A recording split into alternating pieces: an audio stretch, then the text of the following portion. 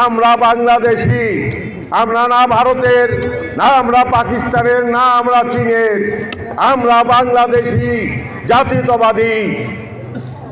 আমরা কোনো বৈদেশিক কোনো আমাদের প্রভু নাই, আমাদের বন্ধু থাকতে পারে। এক দল অনেক কথা বলে আমাদের সম্পর্কে, তারা কিন্তু এখন আর সব ভুলে গেছে।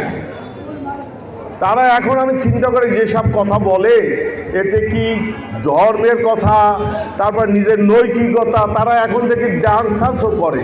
ফেসবুকে দেখি কোথায় চলে গেছে তাদের নৈতিকতা। ক্ষমতায় যাওয়ার জন্য তারা যদি নাচানাচি করে, সেটা কি ভালো কথা? ক্ষমতার লোভে তাদের নীতি বিসর্জন দিয়ে যা খুশি তাই বলে যাচ্ছে, যা খুশি তাই করে যাচ্ছে। আর আমাদের নেতা কি করছে?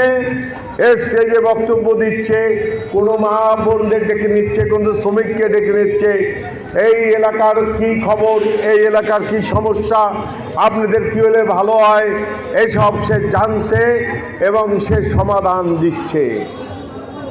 ওই সেই তারেক রহমানই একজন অনুজ এবং তার পথ নির্দেশিত হয়ে চলার নেতা।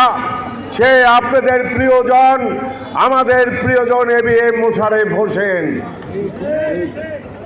সেও কিন্তু এই কলাপাড়াকে আপনাকে কিভাবে উন্নতি করে সেটা আপনারা দেখতে পারবেন, কিন্তু তাকে জায়গা মতন যাওয়ার সুযোগ করে দেবেন আপনারা।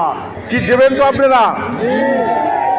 এখন আমার এমন সময় বক্তব্য আসছে যে আমার সময় কম। আপনাদের সামনে আরও কিছু বলতে চাচ্ছিলাম।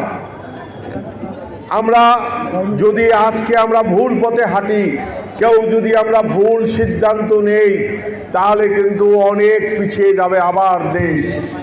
আমরা কি সেটা চাই? আমরা ভোট দেব কিসে?